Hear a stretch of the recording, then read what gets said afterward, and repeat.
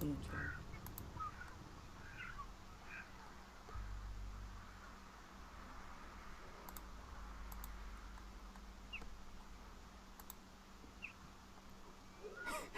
guys, welcome back to Resistance Chicks. We are your hosts, Leah and Michelle. We have a very special surprise for you. That's not what I wanted. Wrong scene. This is what I want, because that's not the surprise. There we go. We have our UK correspondent, Horatio McSherry, streaming live from Berwick, UK, to break down the latest on Theresa May's Brexit debacle and to explain to us what's going on next. Do you want to tell them a little bit about where you're at right now? I am... hello, everybody. Good morning, good afternoon, wherever you are around the world. I'm coming from the lovely banks of the River Tweed in Berwick-upon-Tweed. As you can see, there's a lovely bridge behind me. It's beautiful. It is beautiful. It's absolutely stunning. And that's that's the bridge between... It's the Royal Border Bridge, which used to be between England and Scotland when Berwick used to belong to Scotland. But now Berwick belongs to England, it's not a border. First of all, you're not allowed to repeat everything that he says. She does this whenever we Skype with Horatio or whenever we read something that he's written to me. She just All right, repeats. Horatio, so what's going on? Boots on the ground. What are people saying about Theresa May's deal with the EU? Well, the only people who actually like it are other politicians and the media. Surprise. So everyone, Remainers, Leavers, they all hate it. It doesn't do what Leavers wanted. It doesn't do what Remainers wanted. Really? It doesn't keep anyone happy. The only person it keeps happy is Angela Merkel, which is why Theresa May had to scurry off to Germany and get her to agree to it last week. Wow. And then scurry back after she'd put it before Parliament. So Angela Merkel actually saw it before the cabinet saw it, which is what's angered a lot of politicos like myself. Well, she actually went to Germany. How come we didn't hear about that? How come that's not... Because it's not what the politicians want you to hear. I mean, it's not exactly a secret. However, all you've got to do is see where Theresa May was last week, which was meeting Angela Merkel. Wow. The day before the proposals got put before the cabinet. But it's not a done deal, right? Like, doesn't have to be voted upon? No, it has to go before Parliament first. Okay. And I would guess, unless there's some really scurrilous going on behind the scenes, that it'll be voted down by everyone. Okay. Another little bit of a scandal was because of the reaction that it got at cabinet and once it was released, that the Conservative Party, or should I say, Theresa May's aides, went to the Labour Party and the SNP to brief them behind the scenes to try and get them on board because she couldn't get her own party on board. Okay. Wow. So we actually have a prime minister who's been to Germany to take orders, and then has asked opposition parties to support her because her own government won't support her.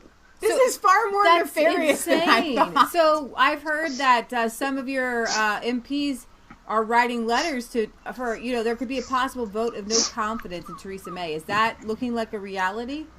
Well, the way it happens in the Conservative Party, you need, I think it's either 42 or 49 signatures from sitting MPs, which, if you do reach that number, they can take a vote of no confidence in the Conservative Party. So that wouldn't necessarily mean we'd have to have a general election because you can swap prime ministers and not go to the electorate. But it would mean it would be a vote of confidence on Theresa May if they decided that they wanted to put it forward. The reason they wouldn't put it forward at the minute is that because Theresa May's plans are so bad that she couldn't possibly win an election if it got that bad. So even if they've got 100 signatures, it does them no good to actually oust her, because all it'd mean is we'd need another election. So why would you do that? If you're a Conservative member, why would you put yourself out of government? You wouldn't do that. So the idea is to just pressure her from within at the minute. However, it just depends how much will there is, because obviously most politicians are for Remain, but so it's all about numbers. Okay. But when you've got a situation when even the opposition and Remain people don't like the deal, that just tells you how bad it is. And don't forget, my original opinion was going to be she's either playing the long game and it's a chess move, that this deal is so bad that the EU won't accept it, so she can honestly come back to Parliament and say, look, we've tried our best, even this really good deal they won't accept, and we're going to have to accept no deal. However, what you've also got to think is this is the Prime Minister that put forward the worst manifesto in the history of the Conservative Party, thinking it was a winner. Okay. And as it turns out, that was the reality of it. It was a really bad deal because she's not very good. So wait a minute. So you've since changed your idea that it could just be a stealth move on her part to now it's just it didn't last very long. It didn't last very long. She's just totally incompetent in every single way. Wow. So she's really good at BSing, because when she speaks, she's surely convinced of what she's saying. I don't think she is. I think, there's a train going on behind me. Look at that. Yay, train! England in action. Everyone busy at work. Horatio is our train man. You're headed back to the train station, actually. I am. Theresa May is very good at talking the talk. She talked the talk when she was Home Secretary, and she was possibly the worst Home Secretary we ever had. And now she won't be the worst Prime Minister we have. She will be the most incompetent Prime Minister we ever had. The worst Prime Minister we ever had was Gordon Brown, but he wasn't incompetent. He was just rubbish. Okay. He wasn't stupid. He knew what he was doing. He was just incredibly bad. But Theresa May is incompetent on every level. So where do you see this heading? What's the next move? What's going to happen? It all depends what happens in Parliament when she puts it before Parliament. If we reject it, then I think that'll be a really good thing. However, what comes after that, who knows? Because she's already said she won't change it. So where do you go from there? Does she dare everyone to call a vote of no confidence in her? That might be the nuclear option. Okay. And when will Parliament vote on it? I think it either gets released as a white paper today or Monday, and then I'm not sure. It'll probably be in the next week when they get a vote on it, or they'll get a debate on it at least next week. When the vote is, I don't know. But we haven't got that long. She wants it done and dusted by October, November. Oh, wow. Otherwise, they can't sort anything for March next year. So where do you see Nigel Farage in all of this? I hear that if Brexit goes badly, he's going to come back and lead UKIP again. Nigel's enjoying fishing at the minute. So I think he can't really nail his flags to the mast until we all know what's going on. Right. Because he can't take a position because we don't know what the position is yet. Okay. So Nigel will just play it cool and enjoy escorting Donald around England at the minute. Speaking of which, okay, so we were told originally that they weren't allowed to meet. Do you think that they will? I think they probably already have. Okay, that's exciting to hear. Secondly, but it's nothing official though. Okay, they won't do it official. In fact, they actually tried stopping that happening. Right. Wow. Okay. Right. So secondly, now that there's a lot going on in the UK because we have Donald Trump there right now, like you just said, and I want his balloon. Did you? And the balloon. I want his balloon in my backyard. You can't brilliant. have the balloon. You cannot have the balloon. You see, the problem is the media hate it and they think it's a really good idea. They think it's really getting him, but everybody loves it, apart from the people who are supposed not to. It is kind of like free advertisement. It is like free advertising. Like any advertisement is good advertisement, and for Donald Trump, that's actually good advertisement. I think it is. Can you imagine anything better for his humour than seeing a massive balloon protesting against him? He must be laughing himself silly. Exactly, and that's what I said to Nigel. I was like, I think this shows their desperation. What's it's the sentiment on the ground with Donald Trump's visit? Like the people that you interact with every day, how do they feel about Donald Trump coming? It's exactly the same as it is in the US. The usual suspects are absolutely incandescent that he's coming and he's not been assassinated. However, most normal people are like, he's a president of the United States. What are you going to say? No? Let him hear and let him speak. Yeah, I think he'd do really well if he was to do a stadium speech or something like that. I think that'd sell out within minutes. Yeah. Not because people agree with everything he's saying, but just because he's such a good laugh. Right? It is such a good laugh. It would be a popularity thing. Like people would just go because it's awesome. And he was supposed to do that last summer. It was supposed to, Nigel Farage and him were going to hold a great big thing in the summer. It was going to be awesome, and it was crazy. So yeah, I don't think that was officially agreed. I think that was just it would be nice to have. It would have been nice to have. So Horatio, go ahead. But the security arrangements for that would be atrocious. Oh my gosh. They would cost millions upon millions. Just can you imagine filling Wembley Stadium 90,000 and trying to secure that? No, that'd be crazy. But they could do it. I think they could do it. I think they totally could do it. They could do it, but there wouldn't be the political will to do it. Right. Can you imagine the uproar if they found out that it cost 25 million to protect him? That's true. Yeah. Well, they just did that with Geert Wilders wanted to come, and they wouldn't let him come because they wouldn't let his people come for security. So yeah, but the thing about Geert Wilders is that nobody over here supports Geert Wilders. There's only the nutcases over here support Geert Wilders. Weird. Yeah. Okay, we're nutcases. Over here, you're not English, so you don't count. Okay. So we've got about one more minute here with Horatio. Is there anything you want to let our viewers know about what's the feel in the UK about Brexit and where you think it's headed in the long run? I think at the minute, Leavers are a bit browbeaten at the minute because the politicians have just got their act together and just done so much dodgy dealing behind the scenes that all the Leavers have been really blind. I wouldn't say blindsided, but they've been caught on the wrong foot, and they've not prepared. Stupidly, they've not prepared for it. I mean, it's like Conservatives and Socialists.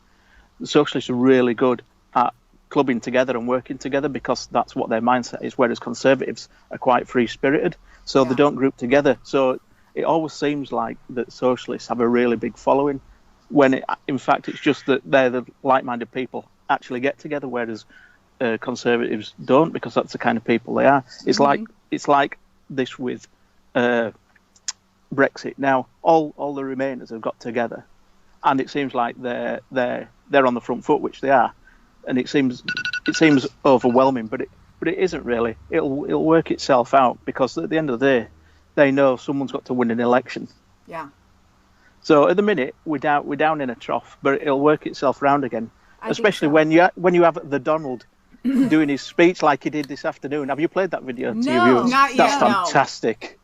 It's still morning here, sweetheart. Right. So you he gave a speech. You need to play that video to your viewers. A speech with Theresa May, or? No, he was doing a press conference, and they asked him about Theresa May's deal. Uh-huh. And he says, it's not what the British people wanted. Oh, that one, the little 20-second clip that you sent me? Yeah. All right. Yeah. Well, that's brilliant. Gave her a smack in the mouth. We'll play that here for our viewers. I know you've got to run. He's got to get back to work and get your train. We don't want you to miss your train. I've got to get back to Yorkshire. All right. Horatio, go ahead. No, we're going to say that they're allowed to shoot English people in here after 6 o'clock, so you've got to get back over the border pretty quick. We don't want you to get shot. Don't get shot. It's beautiful. Thank you for giving us this view. It has been just simply lovely. I have enjoyed it immensely. Yes, thank you very much, Horatio. And come back and visit us again soon. Yes. I will. See you later. Don't be a stranger. Bye-bye. Bye. All right, guys. Thank you so much, That was Horatio. a blast. That was an absolute blast. We had just a short time with him. So I actually have that clip that he was talking about queued up here, which I'll go ahead and play. So, yeah, we wanted to get somebody's... No, I would say that, Brexit is Brexit. It's not like... I don't know if I guess when you use the term hard Brexit, I assume that's what you mean. The people voted to break it up. So I would imagine that's what they'll do, but maybe they'll take it a little bit of a different route. So I don't know if that's what they voted for. All right. So I would like you also to bring up Worth a Look's compilation, which we end on what Brexit is. Yeah, what absolutely. does it mean? The spirit behind Brexit will never go away, because as long as you have people who are liberty-minded and freedom-minded. Remember, guys, all these great legal minds that helped shape our country, John Locke, Blackstone, Cerebral Koch, these were great English minds, led by the Spirit of God, led by the Word of God, to bring life, liberty, and as John Locke said, property. And Thomas Jefferson expanded that to be the pursuit of happiness. And what that means is you don't have the right in your pursuit of happiness to stop somebody else's life and liberty in pursuit of happiness. Right. And that's what it means to have liberty. And what's happening in the EU is countries themselves aren't allowed to pursue the happiness for their country, much less individuals. Right. So our dear friend Justin and moderator worth a look made this compilation, I believe yesterday. I've been sharing it on Twitter. I love it. It will inspire you and it will make your day. So if you need something good today, go ahead. We don't want that flag. We don't want the anthem. We don't want this political class. We want the whole thing consigned to the dustbin of history. The real battle at the moment is whether it is our parliament that's going to have control over our currency, the economic policies that support our currency, and therefore the whole budgetary policy and the whole taxation policy and the whole interest rate policy. The danger at the moment is that it might, if the other people wish to go to a single currency, which is not necessary for a single market at all, the danger is that that might go to a group of people who are not democratically accountable in any way. And that is why we say very firmly, we will not have a single currency imposed upon us for 700 years. But if I were, there'd be no European Central Bank accountable to no one, least of all to national parliament. A single currency is about the politics of Europe. It is about a federal Europe by the back door. So I'll consider the honourable gentleman's proposal. Now, where were we? I'm enjoying this. So the message that comes up is fear because you won't have any food, fear of unemployment, fear that we've somehow been so reduced as a country that we can no longer, as it were, totter about in the world independent as a nation. And a constant attrition of our morale, a constant attempt to tell us that what we have, and what we have is not only our own achievement, but what generations of Englishmen have helped us to achieve, is not worth a damn. The kind of laughter that greeted the early references that I made, that what was involved was the transfer of the whole of our democratic system to others. Not a damn. You've shown yourselves with these demands to be vindictive, to be nasty. All I can say is thank goodness we're leaving. You're behaving like the mafia. You think we're a hostage. We're not. We're free to go. We're free to go. And 85, and now I do understand. Onorevole Farage. I do understand. Onorevole Farage. Onorevole Farage. Io sto garantendo a lei la possibilità di parlare di tutto quello che vuole, però quando si parla di mafia, lei dice che un Parlamento si comporta come la mafia, questo per quanto mi riguarda è inaccettabile. If you're not, no, I do understand. This is so great, I do understand, sir, Mr. President. I do understand national sensitivities. I'll change it to gangsters. All right? And that is how we're being treated. We're being given a ransom note. Then when I saw how the European Union was developing, it was very obvious that what they had in mind was not democratic. I mean, in Britain you vote for a government and therefore the government has to listen to you, and if you don't like it you can change it, but in Europe all the key positions are appointed, not elected. The Commission, for example, all appointed, not one of them elected.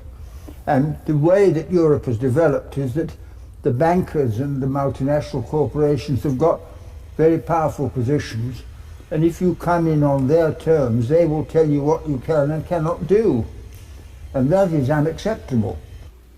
If a European superstate were to be forged, it would almost certainly develop interests and attitudes at variance with those of America. We would thereby move from a stable international order with the United States in the lead to a more dangerous world of new competing power blocs. A democratic Europe of nation-states could be a force for liberty, enterprise and open trade. But if creating a United States of Europe overrides these goals, the new Europe will be one of subsidy and protection. The question that I want to ask, that we're all going to ask, is who are you? I'd never heard of you. Nobody in Europe had ever heard of you. I would like to ask you, President, who voted for you? And what mechanism? Oh, I know democracy's not popular with you lot. And what mechanism do the peoples of Europe have to remove you? Is this European democracy? Well, I sense though that you're competent and capable and dangerous, and I have no doubt that it's your intention to be the quiet assassin of European democracy and of the European nation states. You appear to have a loathing for the very concept of the existence of nation states. Perhaps that's because you come from Belgium, which of course is pretty much a non-country. And I make no complaint of the pro-marketeers, particularly people like Edward Heath and Peter Kirk.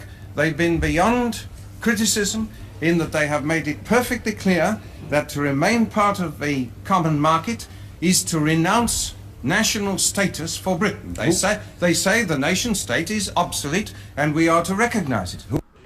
It is our purpose to retain the power and influence of this House and not to denude it of many of the powers. It is already a fact that whatever government is in power, our agricultural policy is now controlled from Brussels, our trade policy is controlled from Brussels, our industrial policy is controlled. Yes, the Commission does want to increase its powers. Yes, it is a non-elected body, and I do not want the Commission to increase its powers against this House. So, of course, we are differing. Of course, the Chairman or the President of the Commission, Mr. Delors.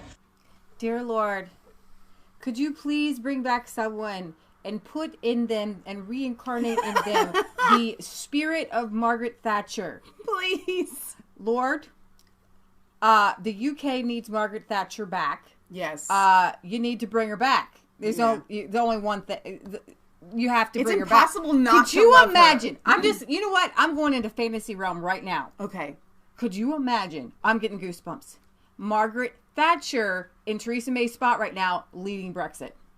It would be out of this world. It would be Donald Trump and Margaret Thatcher, and it would rock the world for liberty and justice for all. Every single European nation state would fall under liberty and justice. I agree. It would be amazing. Let's grab onto that vision, because if you see it, it can take place. Hold on to it. Hold on. And you know what? She was a great moral person, and she relied on God, from what I understand, from what I've heard her speak. Mm-hmm.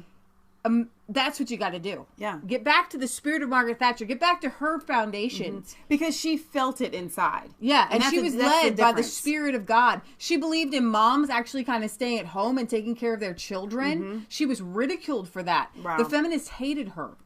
Well, we love her here. Every time I listen to her, you just want to keep listening. But she's prime minister, so what she's saying is, you don't do what you're called to do, but as a nation, we need to have families and but go ahead, Margaret. Keep going, girl. Let's let her say it. Said at press conference the other day that he wanted the European Parliament to be the democratic body of the community. He wanted the Commission to be the executive, and he wanted the Council of Ministers to be the Senate. No. Perhaps the Labour Party would give all those things up easily. Perhaps they would agree to a single currency, to total abolition of the pound sterling. Perhaps, being totally incompetent with monetary matters, they'd be only too delighted to hand over the full responsibility, as they did to the IMF, to a central bank. The fact is, they have no competence on money, no competence on the economy, so yes, the right honourable gentleman would be glad to hand it all over. But just look around this chamber this morning. Just look at these faces. Look at the fear. Look at the anger. Poor old Barroso here looks like he's seen a ghost. You know, they're beginning to understand that the game is up. And yet, in their desperation to preserve their dream, they want to remove any remaining traces of democracy from the system. But look at your response to them. What they're being told, as their government's collapsing, is that it would be inappropriate for them to have a general election. In fact, Commissioner Wren here said they had to agree their budget first before they'd be allowed to have a general election. Just who the hell do you think you people are?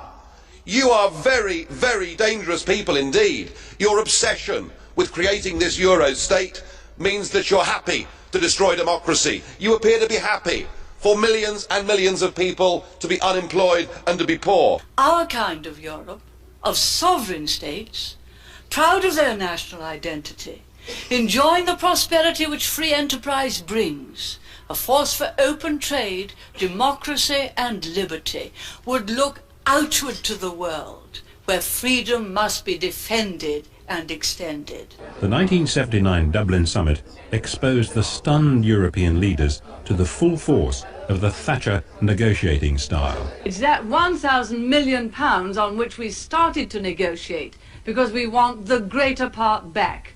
But it's not asking the community for money, it is asking the community to have our own money back. If you look around the world today, I listen to Gough Whitlam and his 14 million Australians, and he trades heavily with Japan. I'm very fond of the Australians. But do you think he's going to enter into a relationship with Japan where he gives Japan the right to make the laws in Australia? Do you think Canada, 22 million of them, and to the south a great and friendly nation? Yes, they are. But do you think Canada is going to allow its laws to be written by the 200 million people in some union in America? No, of course not. That is the point of this whole thing. Right. Because it isn't a... People thought that they were just going to free trade, free movement. Right. We're just going to have free... But they didn't know was that the tentacles of the European Union would reach into their countries and make laws about their everyday lives. Right.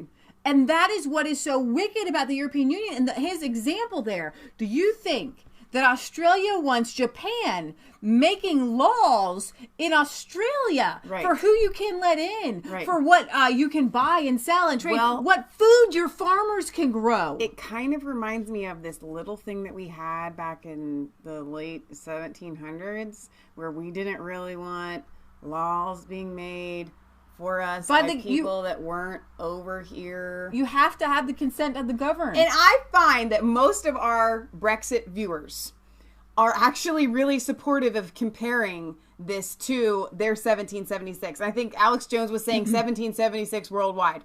All that means is people rising up and saying, we are going to take back our country and our nation, and we're going to be making the laws here. With the European Union, you don't have that. And they're unelected commissioners who come up with the laws. This is insanity how they let this happen. The only thing that all these people vote on is whether to pass the laws or not. Right. That is not, it's certainly not constitutional, certainly not in the same spirit of the Declaration of Independence. Right. And that's why Great Britain, you had to leave first because y'all used to do it. Right. And now it's being done to you. Right. All right. So let's get back and we'll finish up this video. Not y'all.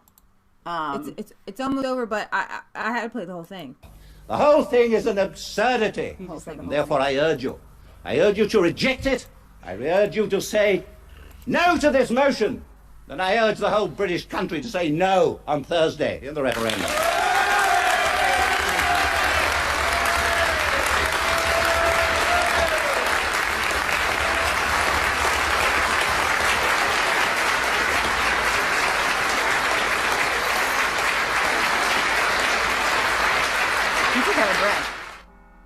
All right, that was just the very end. I didn't realize. I thought it had more to go. So thank you, Worth a Look, for putting that together because it's good for us in America. Because I think earlier in the chat, Stacy had said that she wishes that our government was like this because it's better than any sport, right? And if you're gonna play something, I'm gonna. It's got that buzz.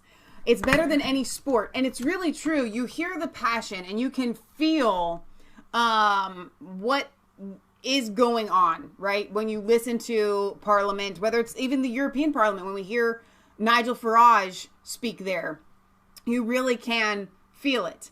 So I love that we got to have a little taste of that. So when Horatio came on and he's explaining things to us, we also need to get a feel for what is it like over in the UK? What is it like in Europe, in the European Union? I don't know if those of you in the UK, who are probably some of the only ones awake watching us, quite understand how foreign it is to us in the United States. Most Americans live in a bubble, and we can't comprehend Europe. We can't comprehend the United Kingdom, your government, your people, whatever. I want to give you guys some up-to-date play-by-play of what's going on right now. I'm getting it, and I'm going to bring it to you right as we're Trump landed yesterday in the UK. So on July 10th, he said, the European Union makes it impossible for our farmers and workers and companies to do business in Europe. The U.S. has a $151 billion trade deficit, and then they want us to happily defend them through NATO and nicely pay for it. It just doesn't work. Trump laid down the smack yesterday, I think I speaking to the powers that be. Trump at NATO, immigration is taking over Europe. U.S. President Donald Trump told the press at the NATO summit on Thursday that he warned the defense union that immigration is taking over Europe. I was seeing if there's a video of this. He says, I told them today that the EU better be careful because immigration is taking over Europe, and I said that loud and clear. You see what's going on throughout the world with immigration? I probably, if not partially, won an election because of immigration, he said, observing that the issue of mass uncontrolled migration is inspiring voters in Europe and the United States to elect leaders who are tough on borders. Okay, so let me open up this video here. Now, here's the thing. I do not believe that Russia is the world's enemy. Okay? Right. I do not believe that the United States needs to protect Europe and Germany from Russia. But this is the way Donald Trump is playing it. Because he is supposedly under investigation for colluding with Russia. And as the whole world has been putting it for the past 2 years, Russia is the big giant bear in the woods ready to destroy everyone and take over. And every single election, whether it's France or Germany, Russia has been meddling. Russia needs to be punished. So Donald Trump, in this speech, turns their fear on them and shows them for the hypocrites that they are, that there is nothing to fear with Russia right now, and that they are acting like crazy buffoons. Okay, let's hear the buffoon speech. It is captive to Russia because it's getting so much of its energy from Russia. So we're supposed to protect Germany, but they're getting their energy from Russia. Explain that. And it can't be explained, you know. The U.S. military presence in Europe helps to protect Europe, but it also helps the United States to project power to the Middle East, to Africa, and I think also that the military clout of Europe, the economic clout, the political clout, also is helpful dealing with Russia, and we look forward to the meeting we're going to have with President Putin, and I think that leaders are also looking forward to your thoughts about the meeting with President Putin. Well, I have to say, I think it's very sad when Germany makes a massive oil and gas deal with Russia, where you're supposed to be guarding against Russia, and Germany goes out and pays billions and billions of dollars a year to Russia. So we're protecting Germany, we're protecting France, we're protecting all of these countries.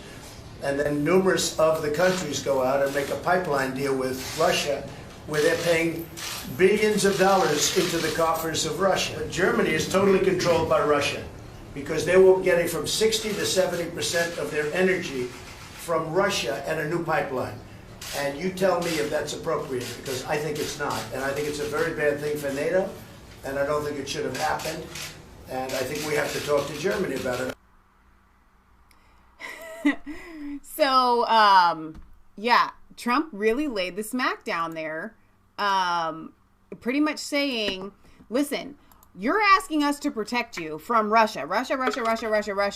And yet, somehow, you guys are doing this $1 billion deal for energy with Russia. If I had an enemy that I needed to hire protection against, I'm not going to be doing deals with them on the side. All right, here's what some people have to say about Donald Trump coming.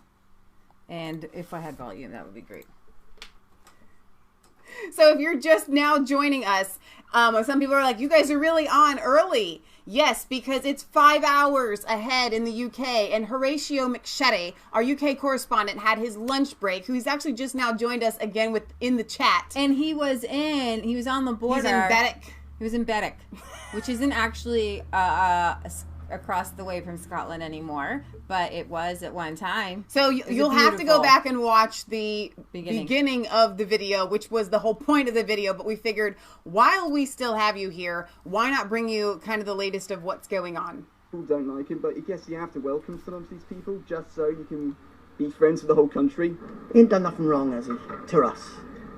I think he should be welcomed, even though a lot of people don't like him, but I think he should be welcomed there, because, you know, Theresa May went over there and got welcomed. We are probably separated by common language. I'll leave it at that.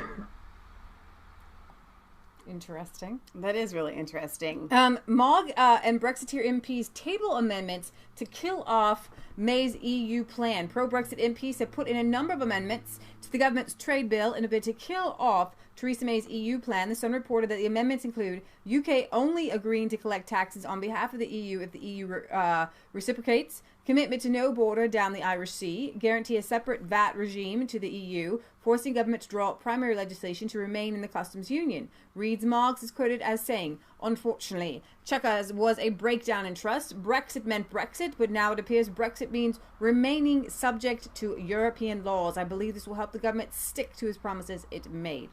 So we have that barrage. Huge anger with political establishment over Brexit betrayal. You posted a picture, I think in the context of Brexit, let's not get into that, of you catching a fish. I think it was a sort of endangered shark or something. Anyway, but the wider point I want to make is, you know, for so many people in this country, I mean, you have your supporters, but you have your big detractors and opponents. And isn't that, in a way, aren't you a bit the symbol of the division that we have? Look, over a third of people who voted Remain now just want the government to simply get on with it. There's a new division, Ed, opening up, and I've never seen anger, like I've seen in the last week, in this country against the political establishment, because there are a lot of people out there who feel that this government are betraying Brexit and that actually many of the Labour backbenchers are supporting them. The big division that is going to come is our politicians are on the verge of being loathed. Awesome. They're not just on the verge. I think they are there. I think they're already there. You're just going to have to show me any evidence that I think the special relationship does exist. In some cases, I think it's been an abusive relationship. I don't think we want a special relationship with the Trump administration. I also don't think it's that important necessarily for trade. There goes that relationship. I think the relationship is strong given the history of the relationship, and I think it'll be strong going forward. The special relationship undoubtedly does exist and has a profound impact on shaping global politics. This one Atlantic alliance between two countries and bookended by two wars, the Second World War and the Iraq War, has shaped international law and global governance for over half a century. We're allies and we do have a special relationship, and I feel it. I talk to everybody. I talk to cab drivers. I talk to people working on the street. I've talked to all of them, pretty much. I lived for 2 years in Washington, D.C. and hunting for any evidence of it and could find none. And asked people who were supposed to be in charge of relations between Britain and the United States what this special relationship was, and they didn't know about it. I think we should just not be so sentimental about it. Our low point, I think, is pretty self-evident. It was Tony Blair being, I guess, what we would call the lapdog of President George W. Bush. What we saw is a British Prime Minister completely forfeit his own legitimacy in terms of representing the views of his electorate by going along with a political vision that was being set by the United States. We therefore here in Britain stand shoulder to shoulder with our American friends in this hour of tragedy. The United States completely... So what were you? Go ahead. No, I just your thought process was probably the same as mine as while watching that.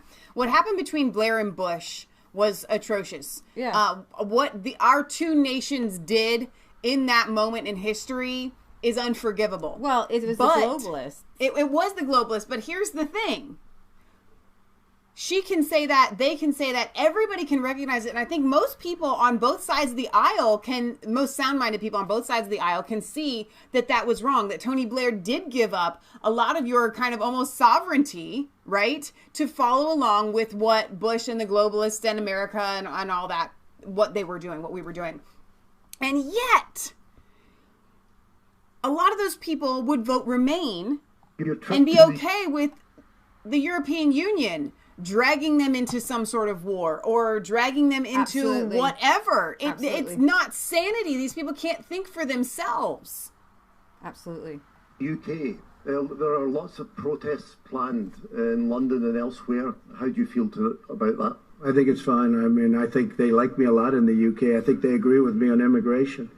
I'm very strong on immigration. I made a point today. I said, you've got to stop. You're ruining you're going to have a lot of problems. You see what's going on throughout the world with immigration. I probably at least partially won an election because of immigration. I think that a lot of the people in the UK, I think that's why Brexit happened.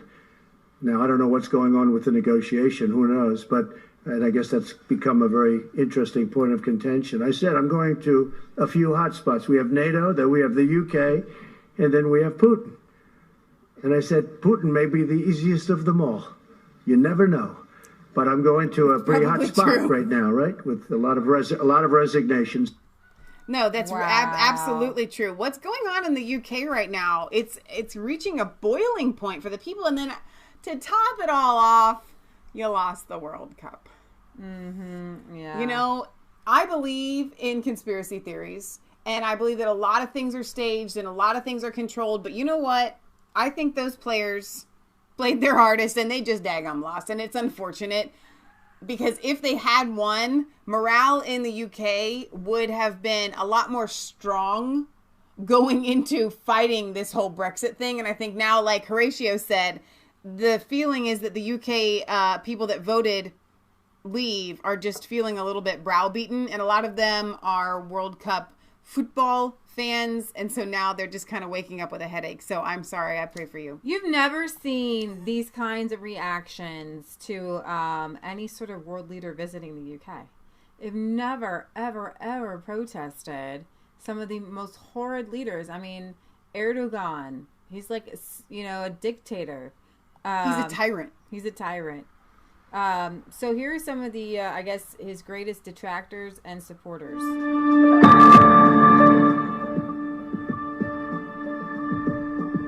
Donald Trump represents most of the things that are bad about society. Like hugging a flag, that's really bad. You may not like his style, but he matters to us. Who's going to pay for the wall? The UK should be honored to welcome President Donald J. Trump for this historic visit. America first. America first. I'll be out protesting, joining hundreds of thousands of people to reject the politics of bigotry and hatred. This visit matters because the United States of America is our single most important ally and partner.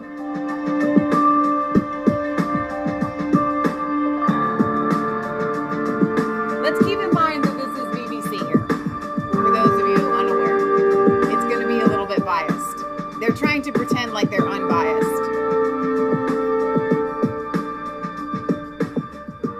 I think it's a bit embarrassing when you have the leader of the free world coming to help make, bold countries and people who live in bold countries better off. If the special relationship is us not standing up to Donald Trump like Theresa May didn't, if it's acquiescing and normalising his racism, then that's not acceptable. If it's accepting trade deals which will impoverish rich people, will privatise an NHS, then that's not the special relationship. This protest seems to be more of lefty rabble-rousers out there just to get Trump. Heaven forbid you have private health care in the UK. That would be the end of the world. So tell us what you think. What are some of the comments as we get ready to sign off here?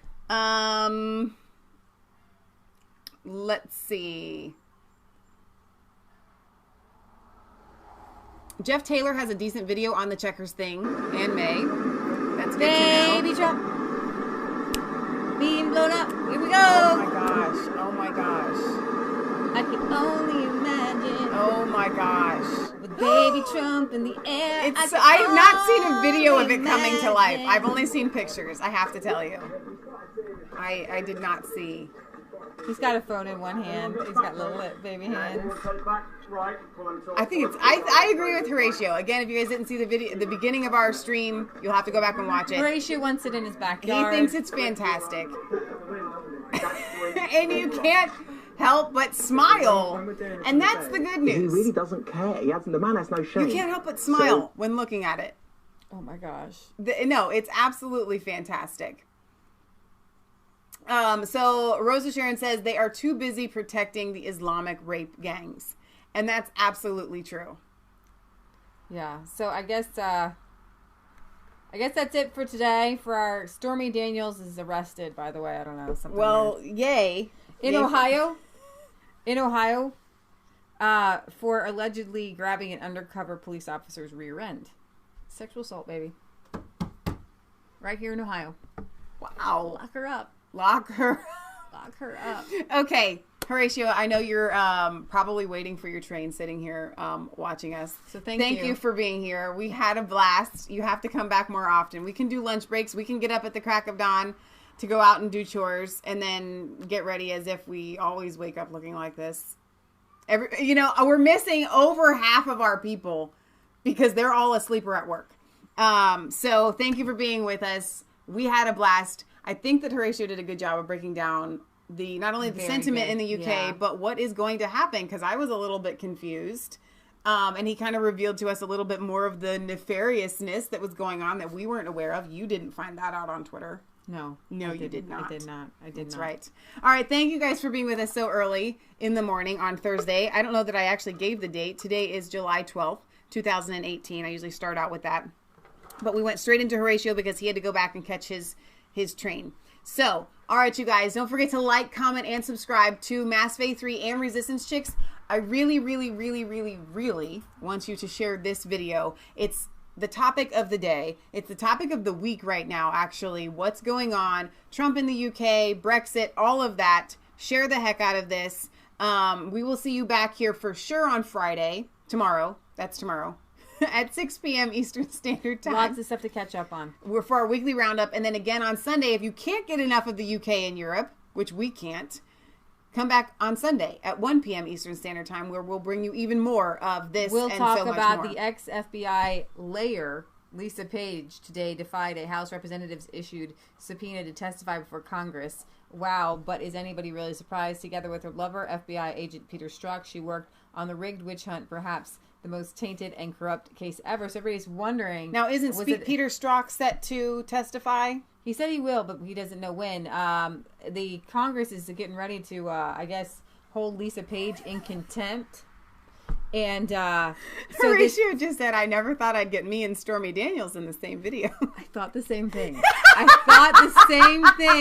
thought that was a way to yeah. He's actually on the train right now. What a wonderful So everybody was talking yesterday about this typo. Was it a typo? What he meant to do it? Even his son Don Jones was saying, considering the subject, I don't think it's a typo. FBI. It's supposed to be lawyer. And he put layer. That's unfortunate. Or very, very fortunate. I'm going to guess it was a typo. Well, that Donald Trump can probably laugh about.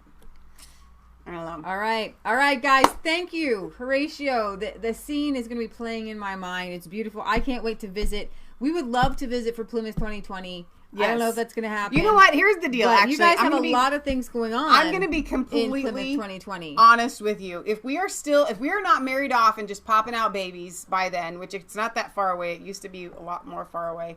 And we're still doing Resistance Chicks for you guys. I may actually open up a Patreon account specifically just so you all can send us over there. because I think that's the only way we'd make it. I'm going to be honest. We can't afford to go. So we will see. But we would absolutely love to It's to go 2 over years there. away. It is. Plymouth 2020, 400-year anniversary of the Pilgrims leaving Leiden, actually, and heading here to America. So they are actually doing a celebration in Plymouth in the UK. They're going to send off a boat. It's going to be awesome. And so we would love to be there for that. So we shall see. God knows. All right, you guys, we'll see you back here tomorrow night. Chris Holman says he's going live after Resistance Chicks with Kelly, covering Tommy this week. I don't know if you mean tomorrow night. I'm thinking you're meaning tomorrow night. Not right now, because it's early. Okay, guys, we love you. Thanks again, Horatio. We'll see you guys back tomorrow.